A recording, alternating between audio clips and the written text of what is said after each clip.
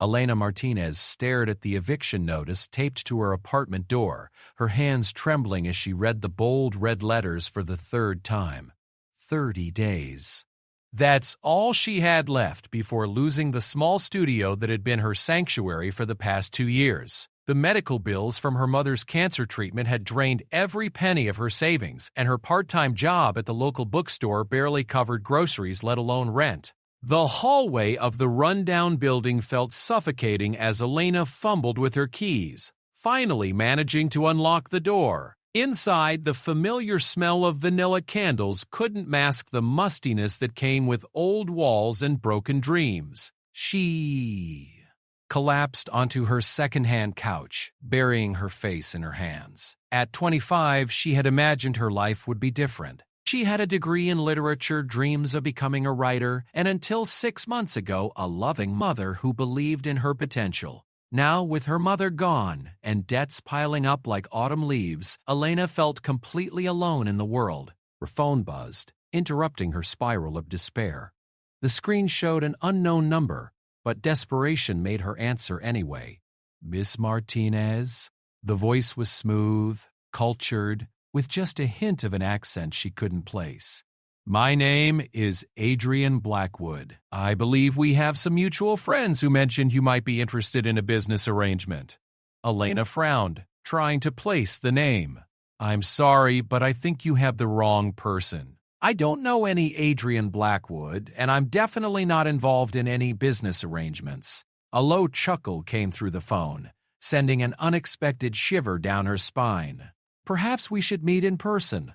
I'm at Cafe Luna on 5th Street. I'll be waiting in the corner booth, and I promise this conversation will be worth your time." She had nothing to lose at this point, and curiosity had always been both her strength and weakness. "How will I recognize you?" "Trust me, you'll know." The line went dead, leaving Elena staring at her phone in confusion. Every rational part of her mind screamed that this was probably some kind of scam or worse. But the eviction notice on her coffee table seemed to mock her, reminding her that she was running out of options and time. Cafe Luna was a small, intimate place that Elena had always admired from the outside but never been able to afford.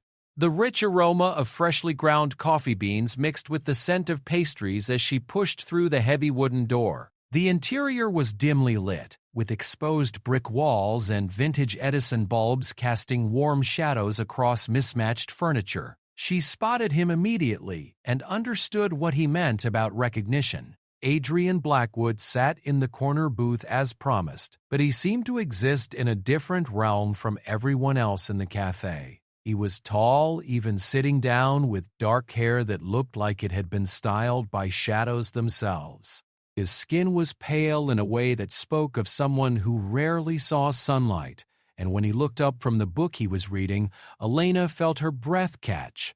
His eyes were an unusual shade of green, almost luminescent in the cafe's low lighting. He wore an expensive charcoal suit that probably cost more than Elena made in 3 months, and when he smiled at her, she noticed his teeth were remarkably white and sharp. "Miss Martinez," he said, standing to greet her with old-fashioned courtesy that seemed both charming and slightly unnatural. "Thank you for coming. Please, sit." Elena slid into the booth across from him, acutely aware of her thrift store jeans and worn cardigan. "Mr. Blackwood, I have to be honest. I have no idea why you wanted to meet me, and I'm not sure what kind of business arrangement you're talking about."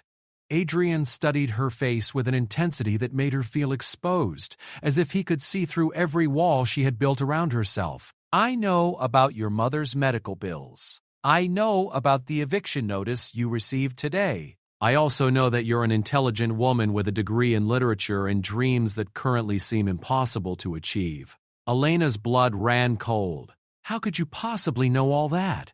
Are you some kind of stalker?" "Nothing so dramatic," Adrian said, his voice remaining calm and measured. "Let's just say I make it my business to know about people who might be suitable for certain opportunities. I have a proposition that could solve all of your immediate problems and perhaps give you the chance to pursue your dreams." "What kind of proposition?" Elena asked, though every instinct told her to get up and walk away. Adrian leaned forward slightly, and Elena caught a whiff of his cologne, something expensive and mysterious that reminded her of midnight forests and old libraries. "I need a wife." Elena blinked, certain she had misheard. "Excuse me? A wife, but not in the traditional sense. I need someone to enter into a marriage of convenience with me for a period of 1 year. In exchange, I will pay off all of your mother's medical debts, cover your living expenses for the duration of our arrangement, and provide you with a generous sum at the end that should allow you to pursue your writing career without financial constraints." "This is insane," Elena said, shaking her head. "You don't even know me. Why would you want to marry a complete stranger?" "I have my reasons," Adrian replied cryptically. "The arrangement would be purely contractual. You would live in my home, attend certain social functions as my wife, and maintain the appearance of a happy marriage. Beyond that, your time would be your own. You could write, read, do whatever you please. No physical intimacy would be expected or required." Elena stared at him, trying to process what she was hearing. This sounds like something out of a Victorian novel. People don't actually do this in real life. I can assure you the money is very real, as are the benefits I'm offering. Adrian reached into his jacket and pulled out a thick envelope. "This contains enough cash to bring your rent current and cover your expenses for the next month, while you consider my offer. Consider it a sign of good faith." Uila looked at the envelope but didn't touch it. "Why me? Surely there are plenty of women who would be interested in this arrangement. I need someone who won't ask too many questions, who values independence, and who has enough education and grace to handle social situations. You also have the advantage of having no family ties that would complicate things." The last comment stung, but Elena couldn't deny its accuracy. "What aren't you telling me? There has to be more to this. No one offers this kind of money without expecting something significant in return." Adrian's green eyes seemed to glow in the dim lighting. "There are aspects of my life that are unconventional. I travel frequently, often at odd hours. I have business associates who operate outside of normal social circles. The woman I marry would need to be comfortable with a certain amount of mystery and flexibility." "Are you involved in something illegal?" "Nothing that would put you in danger or compromise your moral integrity," Adrian said carefully. "I can promise you that." Elena felt as though she was standing at the edge of a cliff, looking down into an abyss that could either swallow her whole or somehow save her life. The practical part of her mind calculated the numbers: debt forgiveness, living expenses, and a year's salary at the end. It was more money than she could make in 5 years at the bookstore. "I need time to think about this," she said finally. "Of course." Adrian slid the envelope across the table. "Take this and take all the time you need, but I do hope you'll consider it seriously. I believe we could help each other achieve our goals." Elena picked up the envelope, surprised by its weight. "How do I contact you when I've made my decision?" Adrian handed her an elegant business card with only his name and a phone number embossed in silver. "Call me when you're ready. I'll be waiting for your answer." As Elena left the cafe, she felt as though she was walking through a dream. The envelope in her purse seemed to pulse with possibility and danger in equal measure. Back in her apartment, she counted the money with shaking hands. There was exactly enough to pay her rent and have some left over for groceries, more cash than she had seen in months. She spent the night researching Adrian Blackwood online, but found surprisingly little information. There were mentions of a successful import business, some charitable donations to local organizations, and a few photos from high society events where he appeared alongside politicians and business leaders. In every photo, he looked exactly the same as he had in the Café Ageless, elegant and slightly otherworldly. Over the next few days, Elena found herself analyzing every aspect of the proposal. The logical part of her mind screamed warnings about the strangeness of the situation, but the desperate part whispered about freedom from debt and the chance to finally focus on her writing. She had always been a dreamer, But practical concerns had forced those dreams into smaller and smaller spaces until they barely existed at all. On the fourth night after her meeting with Adrian, Elena sat at her small kitchen table with a cup of tea and a legal pad, making lists of pros and cons. The cons list was long and filled with question marks. She knew nothing about this man, his business, or what kind of life she would be stepping into. The pros list was shorter but more compelling. Financial security, time to write, and an escape from the suffocating weight of debt that had been crushing her for months. As she sat there in the quiet of her apartment, Elena realized that fear had been ruling her life for too long. Fear of taking risks, fear of trusting strangers, fear of stepping outside her comfort zone. Her mother had always encouraged her to be brave, to chase her dreams even when they seemed impossible. Elena picked up her phone and dialed Adrian's number before she could change her mind. "Miss Martinez!" Adrian's voice came through clearly, as if he had been expecting her call. "Have you reached a decision?" "Yes," Elena said, her voice stronger than she felt. "I accept your proposal. Excellent. We should meet tomorrow to discuss the details and sign the necessary paperwork. Shall we say 10 o'clock at my office?" Elena wrote down the address he gave her, noting that it was in the most expensive part of the city. "Mr. Blackwood, I just want to be clear that I'm taking this seriously. This isn't a game to me. Nor to me, Miss Martinez. I assure you, by this time tomorrow, your life will be very different." After they hung up, Elena sat in the silence of her apartment, wondering if she had just made the best decision of her life or signed her own death warrant. Outside her window, the city sparkled with lights that seemed both inviting and ominous, like stars that might guide her to salvation or lead her astray. She spent the rest of the evening packing her few belongings, though Adrian hadn't yet told her when she would be moving to his home. As she folded her clothes and wrapped her books in newspaper, Elena felt as though she was packing away her old life. Tomorrow she would become Mrs. Adrian Blackwood, wife to a man she barely knew, stepping into a world that felt as foreign and mysterious as the dark side of the moon. The last thing Elena packed was a framed photo of her mother, taken during one of her good days near the end. In the picture, her mother was smiling, her eyes bright with the kind of hope that had sustained her through months of treatments and pain. Elena traced her mother's face with her finger, wondering what she would think of this decision. "I hope I'm doing the right thing, Mama," she whispered to the photograph. "I hope this gives me the chance to become the person you always believed I could be." Outside, the night seemed to pulse with possibility and danger, and Elena Martinez prepared to step into a marriage that would change everything she thought she knew about love, power, and the shadows that existed just beyond the edges of ordinary life. The next morning, Elena stood before a gleaming glass building in the heart of the financial district, checking the address on Adrian's business card for the third time. The Blackwood Tower stretched 30 stories into the gray sky, its dark windows reflecting the clouds like closed eyes. She had never felt more out of place in her life.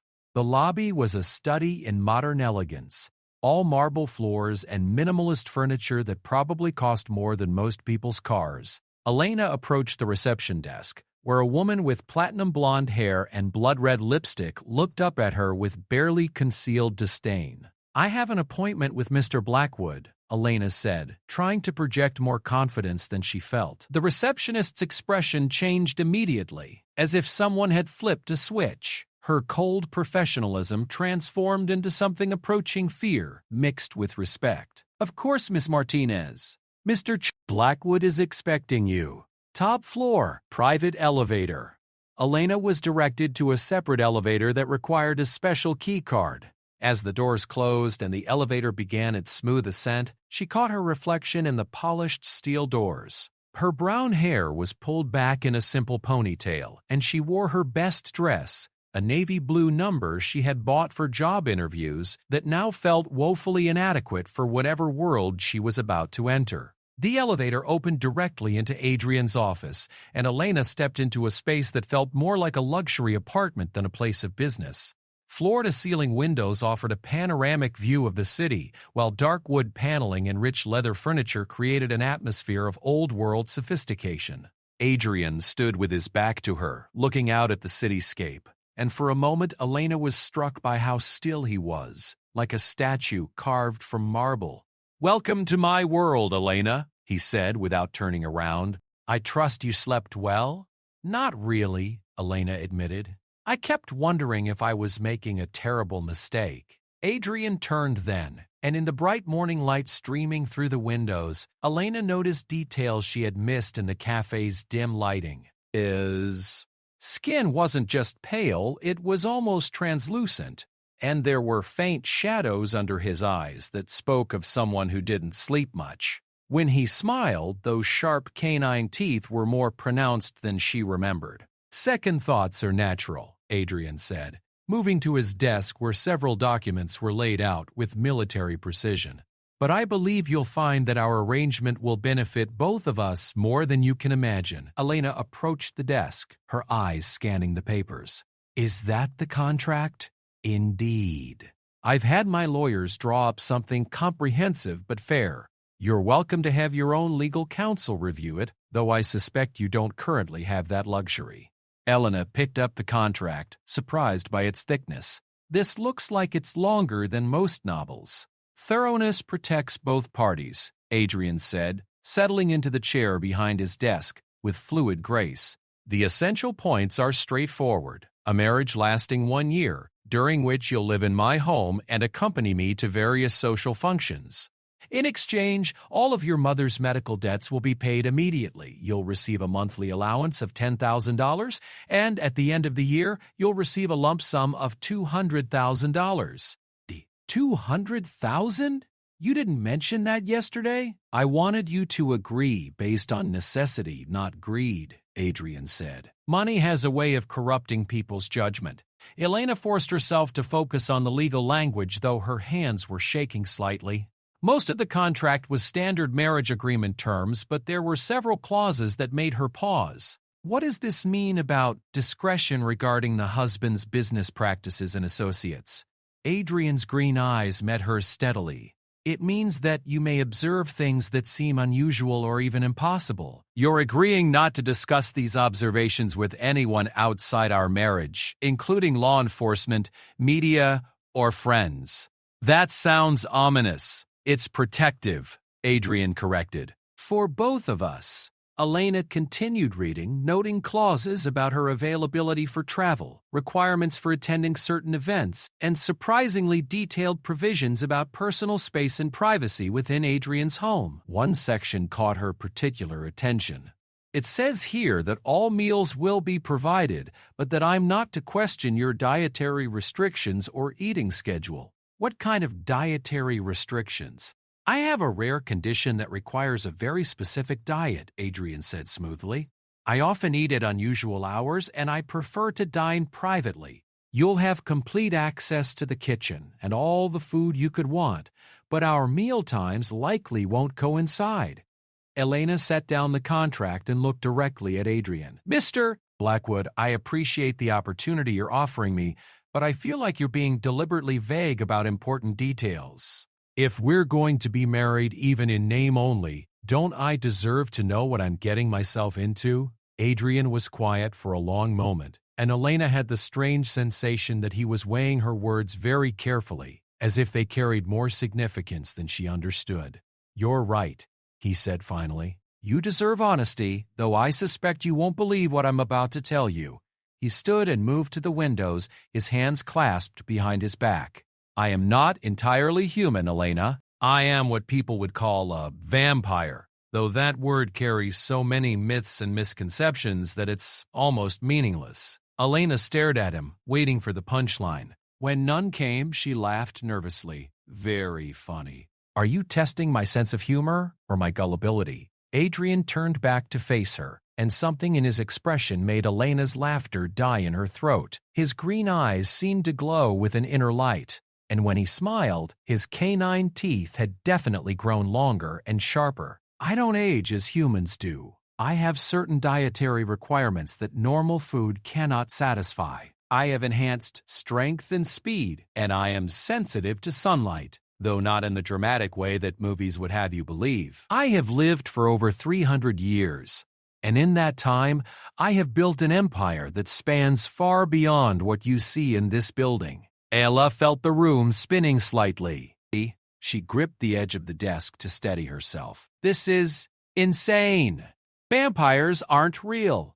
Yet here I am, Adrian said simply. And here you are, contractually agreeing to marry me. But why? Why do you need a wife if you're... Elena struggled with the words.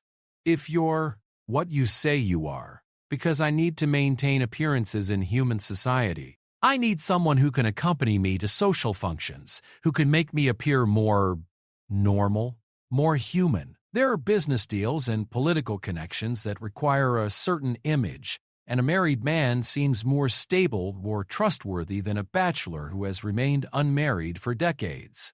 Elena sank into the chair across from his desk. This is a joke. This has to be a joke. Adrian moved with speed that human eyes could barely follow. One moment standing by the windows, the next crouched beside Elena's chair. She gasped, her heart hammering against her ribs. Does this seem like a joke? Adrian asked softly. His hand touched her wrist, and Elena was shocked by how cold his skin was, like marble in winter. I understand this is difficult to process. I'm offering you time to adjust to the reality of what I am and what our marriage will mean. Elena jerked her hand away, standing so quickly that the chair scraped against the floor. I need air. I need to think. Of course, Adrian said, returning to human normal speed. Take all the time you need. But remember, Elena, your financial situation hasn't changed. The eviction notice is still valid. The debts are still mounting. What I'm offering you is real, regardless of what you believe about my nature. Elena moved toward the elevator on unsteady legs. If I sign this contract, if I marry you, what happens if I want to leave before the year is up? The contract includes provisions for early termination, though the financial benefits would be proportionally reduced, Adrian said. However, I would ask that you give this arrangement a genuine chance. I believe you'll find that life with me is far more interesting than anything you've experienced. The elevator ride down felt endless, and Elena stumbled out into the lobby like a person escaping from a burning building. Outside on the sidewalk, she gulped the autumn air, trying to clear her head. Everything Adrian had told her was impossible, yet the demonstration of speed she had witnessed was equally impossible. She tried to rationalize it. Maybe he was some kind of magician or illusionist. Maybe this was all an elaborate prank.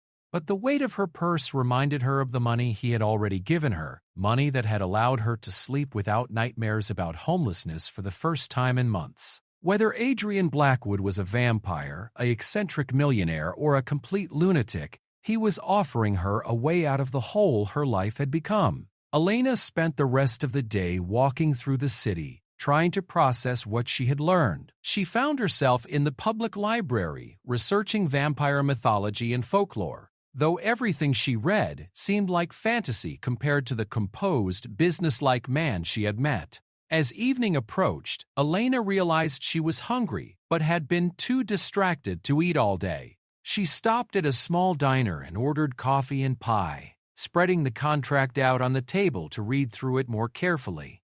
The legal language was complex, but the basic terms were exactly as Adrian had described. Her phone buzzed with a text message from an unknown number. Take as much time as you need to decide.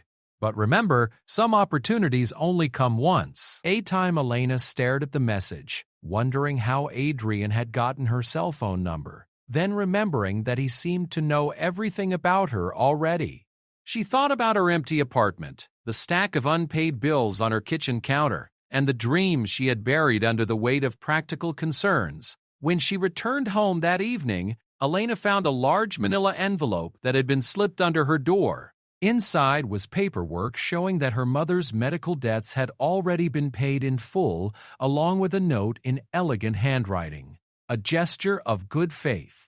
The offer stands regardless of your decision. A.B. Elena sank onto her couch, staring at the debt forgiveness papers. But, according to these documents, she was free from the crushing financial burden that had defined her life for the past year. Adrian Blackwood had made good on his promise before she had even signed the contract. She picked up her phone and dialed his number. Elena. Adrian's voice was warm, as if he had been expecting her call. You paid the debts. I did. Why? I haven't agreed to anything yet. Because I wanted you to know that my intentions are genuine, Adrian said. Whether you marry me or not, you deserve to be free from that burden. Your mother was a remarkable woman who sacrificed everything for your education and future. The least I could do was honor that sacrifice. Elena felt tears welling up in her eyes. How did you know about my mother? I make it my business to know about the people I invite into my world, Adrian said gently. She raised a daughter with intelligence, integrity, and courage. Those are qualities I value highly. If I say yes, when would this marriage take place? As soon as you're ready. I have a judge who can perform the ceremony privately, and we can have all the paperwork completed within days. Elena looked around her small apartment at the second-hand furniture and water stains on the ceiling that she had grown to accept as normal. Your world, the one you're inviting me into, is it dangerous? No more dangerous than the world you're living in now, Adrian said. Different, certainly, but I would never put you in harm's way. You have my word on that. Elena closed her eyes, feeling as though she was standing at the edge of that cliff again. But this time, instead of looking down into an abyss, she felt as though she might be preparing to jump towards something that could catch her. Mr. Blackwood, she said finally, I'll marry you. Adrian, he corrected softly. If we're to be husband and wife, you should call me Adrian. Adrian, Elena repeated, the name feeling strange on her tongue. When do we begin? Tomorrow, if you're willing. I'll send a car for you at 9 o'clock. Bring whatever belongings you want to keep and leave the rest behind. Your new life starts now. After they hung up, Elena sat in the silence of her apartment for the last time as an unmarried woman. Tomorrow, she would become the wife of a man who claimed to be a vampire, stepping into a world that existed beyond the boundaries of everything she thought she understood about reality. Outside her window, the city lights twinkled like stars, and Elena Martinez prepared to discover that some fairy tales were darker and more complicated than she had ever imagined. The black sedan that arrived to collect Elena was unlike any car she had ever seen. The windows were so deeply tinted that they appeared almost black, and the interior was leather and wood that smelled of luxury and secrets. The driver, a silent man named Marcus who nodded politely but never spoke, navigated through the city with the kind of confidence that suggested he knew every street and alley by heart. Elena clutched her single suitcase and looked out the window as they left her familiar neighborhood behind, traveling toward the hills that overlooked the city. The houses grew larger and more spread apart, hidden behind tall gates and ancient trees that seemed to whisper secrets to each other in the morning breeze. When they finally stopped, Elena found herself staring at a mansion that looked like it belonged in a Gothic novel. The Blackwood estate was a sprawling Victorian structure with multiple towers, wraparound porches, and windows that caught the morning light like watching eyes. Gardens surrounded the house filled with flowers that seemed too vibrant for the season, as if they existed in their own private climate. Adrian was waiting at the front door, dressed in dark jeans and a white shirt that made his pale skin seem to glow. In the natural light, Elena could see that he was even more handsome than she had initially thought, but there was something otherworldly about his beauty that made her feel both drawn to him and slightly afraid. "Welcome home, Elena," he said, taking her suitcase with effortless grace. "I hope you'll be comfortable here." The interior of the house was a blend of historical elegance and modern convenience. High ceilings with original crown molding complemented contemporary furniture, and every room seemed to have been decorated by someone with both unlimited funds and impeccable taste. Elena followed Adrian through a grand foyer with a chandelier that cast rainbow patterns on the walls, past a library that looked like something from a movie, and up a sweeping staircase with a banister worn smooth by centuries of hands. "Your room," Adrian said, opening a door to reveal a suite, that was larger than Elena's entire former apartment. The bedroom had a 4-poster bed with silk curtains, a sitting area with a fireplace, and French doors that opened onto a balcony overlooking the gardens. You have complete privacy here. The door has a lock, and I will never enter without your permission. Elena set her purse on the elegant writing desk by the window. Where is your room? The West Wing, Adrian said, far enough away that you won't be disturbed by my nocturnal habits. You'll find that I'm often awake during the night and sleep during much of the day. Our schedules likely won't overlap very often. Elena walked to the French doors and looked out at the gardens. Even in late autumn, everything was lush and green, as if the seasons didn't quite apply to this place. Adrian, yesterday you told me you were a vampire. Today I'm living in your house as your wife. How is any of this real? Reality is often stranger than fiction, Adrian said, moving to stand beside her at the window. And you'll find that what most people consider impossible is simply undiscovered. Over the next few days, Elena began to understand what Adrian meant. The house seemed to exist by its own rules. Food appeared in the kitchen at regular intervals, though Elena never saw anyone delivering groceries. The gardens remained perfectly maintained, yet she never encountered any gardeners. Most mysterious of all, she rarely saw Adrian during daylight hours, but would often hear movement and voices from other parts of the house late at night. Elena spent her days exploring the mansion and its grounds, discovering room after room filled with artwork, books, and furniture that looked like it belonged in museums. In the library, she found first-edition novels and manuscripts in languages she couldn't read, some bound in leather that looked ancient beyond measure. It was in the library on her 4th night in the house that Elena finally encountered Adrian outside of their brief morning conversations. She had been reading by the fireplace when she heard footsteps in the hallway. Adrian appeared in the doorway, dressed in a dark suit as if he had just returned from a business meeting. "I hope I'm not disturbing you," he said. "I wanted to let you know that we'll be attending our first social function tomorrow evening. A charity gala downtown. I've arranged for appropriate attire to be delivered." Elena looked up from her book. "What kind of charity gala?"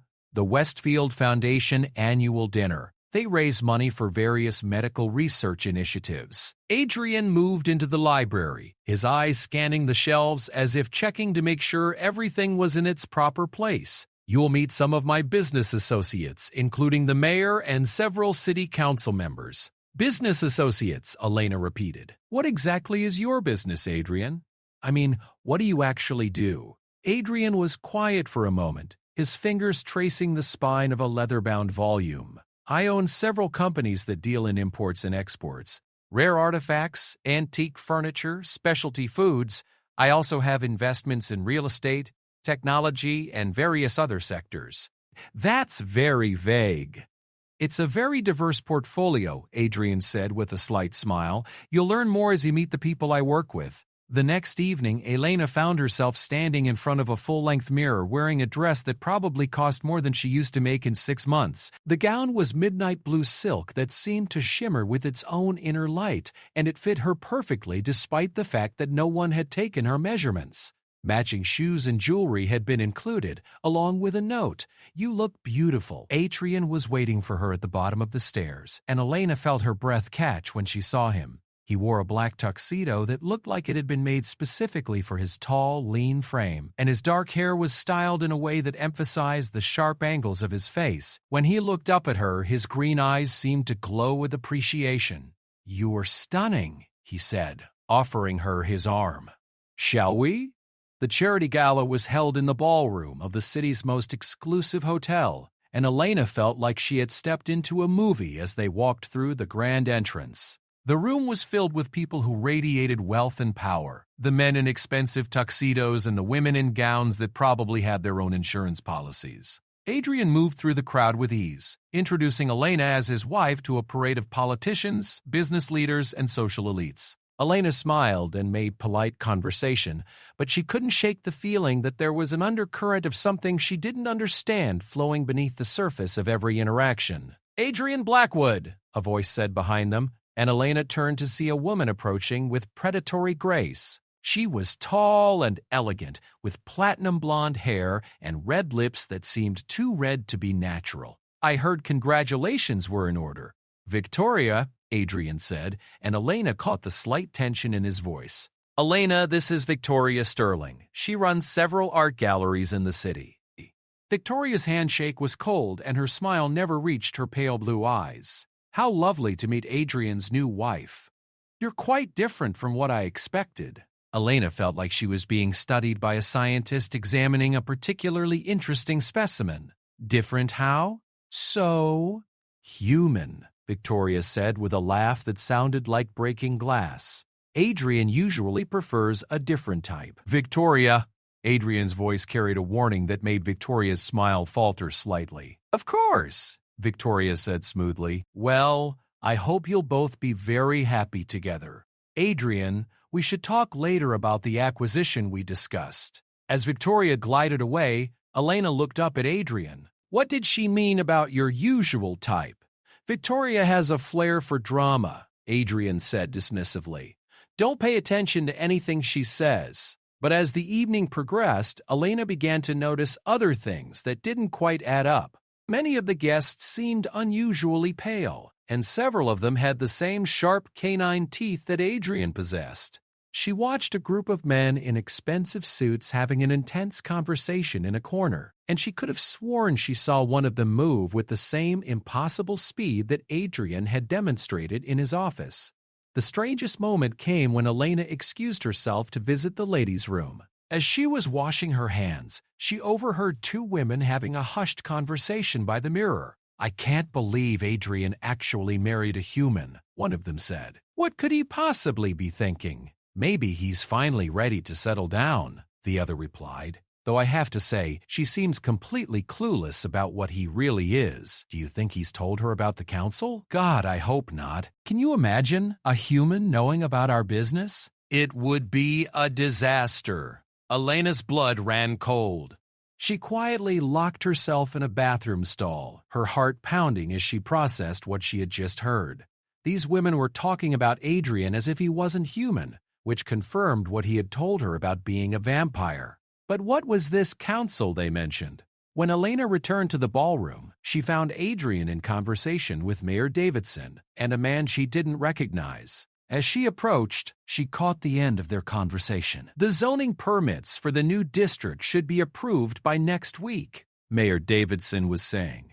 "Your development plans are exactly what the city needs." "Excellent," Adrian replied. "And the police presence in that area will be adjusted according to your specifications," the unknown man said. "We've already spoken to Chief Martinez about the patrol schedules." Elena froze. Chief Martinez was her uncle, her mother's brother, though they hadn't spoken in years due to a family disagreement. What did Adrian want with police patrol schedules? "Gentlemen," Adrian said, noticing Elena's approach. "You remember my wife, Elena." Mayor Davidson smiled broadly. "Of course. Elena, you've married quite a remarkable man. Adrian has been instrumental in many of our city's recent improvements." "What kind of improvements?" Elena asked, trying to keep her voice light. "Development projects, security initiatives, business investments," the unnamed man said vaguely. "Your husband has quite a vision for our city's future." As they drove home later that evening, Elena stared out the window at the city lights passing by. The familiar streets looked different now, as if she was seeing them through new eyes. How much of what she was looking at was under Adrian's influence? "You're quiet," Adrian observed. "Did you not enjoy the evening?" Elena turned to face him. "Adrian, I need to ask you something, and I need you to be completely honest with me." "Of course. How much of this city do you control?" Adrian was quiet for a long moment, and Elena watched the city lights reflect in his green eyes like distant stars. "Control is a strong word," he said finally. "I prefer to think of it as influence." That's not an answer. Adrian pulled the car over to the side of the road and turned to face her fully. Elena, when someone lives as long as I have, when they accumulate the kind of resources I possess, it becomes natural to want to shape the world around them. I don't control the city, but I do have significant influence over its development, its politics, and its security. The police patrols, the mayor, the business permits. You're pulling the strings behind all of it. I'm ensuring that the city develops in ways that benefit everyone who lives here, Adrian said, both human and otherwise. Elena felt a chill run down her spine. Otherwise? You mean there are more vampires here? Elena, this city has been home to my kind for over a century. We've built businesses, contributed to the community, integrated ourselves into human society. What you witnessed tonight was a gathering of some of the most influential people in the city, both human and vampire, working together toward common goals. Elena stared at him in shock. The charity gala wasn't really about charity, was it? It was some kind of supernatural city council meeting. The charity work is real, Adrian said. But yes, it also serves as a convenient way for different factions to meet and discuss matters of mutual interest. Elena laughed, but there was no humor in it. Different factions? What are you, the mayor of Vampire Town? Something like that, Adrian admitted. Elena, I know this is overwhelming, but what I'm showing you is a world that exists parallel to the one you've always known. We live among humans. We contribute to society. We follow laws, both human laws and our own. Elena felt the walls of the car closing in around her. And what happens to humans who learn about this world? What happens to people like me? Adrian reached out to take her hand, and Elena was struck again by how cold his skin was. Nothing happens to you, Elena. You're my wife now, which means you're under my protection. No one would dare to harm you. But I'm still human. I'm still an outsider. You're not an outsider, Adrian said firmly. You're part of my life now, which means you're part of this world. There are rules, protocols that govern how we interact with humans who know our secrets, but you're safe. I promise you that. Elena pulled her hand away from his. What kind of rules? Adrian hesitated, and Elena felt her stomach drop. There are consequences for revealing our existence to the outside world, but those consequences would never apply to you, because you're my wife. My protection extends to you absolutely. What about when our year is up? Aileen asked quietly. What happens to me then? Adrian looked out at the city lights for a long moment before answering. We'll cross that bridge when we come to it. As they resumed their drive home, Elena realized that she had stumbled into something far more complex and dangerous than a simple marriage of convenience. She wasn't just married to a vampire, she was married to what appeared to be the most powerful vampire in the city, a creature who had built an empire in the shadows and controlled more of human society than most people could imagine. The mansion looked different when they returned, no longer just an elegant home, but a fortress where supernatural power resided. Elena went to her room and stood on the balcony, looking out at the city that sprawled below them like a living circuit board of lights and dreams. Somewhere in that maze of streets and buildings, her uncle was adjusting patrol schedules according to Adrian's specifications. The mayor was approving development projects that served vampire interests. Business leaders and politicians were making decisions influenced by creatures that most people believed existed only in books and movies. Elena gripped the balcony railing as the full scope of what she had married into began to sink in. She wasn't just Adrian Blackwood's wife, she was the first lady of a hidden supernatural society that had been shaping human life from the shadows for decades. As she stood there in the cool night air, Elena heard voices from the gardens below. She looked down to see Adrian meeting with several figures dressed in dark clothing, their conversation too quiet for her human ears to distinguish words. But their body language spoke of urgency, of decisions that needed to be made and power that needed to be exercised. Elena Martinez had entered a marriage of convenience with a vampire. But she was only now beginning to understand that her husband didn't just control a business empire, he controlled an entire hidden world that existed beneath the surface of everything she had once believed was real. And now, whether she liked it or not, she was the queen of that dark kingdom, bound by law and contract to a man whose power extended far beyond anything she had ever imagined possible. The question that kept her awake for the rest of the night was simple but terrifying. What would he expect her to do with that power? And what would happen to her if she proved unworthy of the crown she never asked to wear? Outside her window, the city pulsed with life and secrets, and Elena began to understand that some fairy tales were not just darker than she had imagined. They were real, and she was living inside one whether she wanted to or not. She entered a marriage of convenience with a vampire, then discovered he controlled the whole city.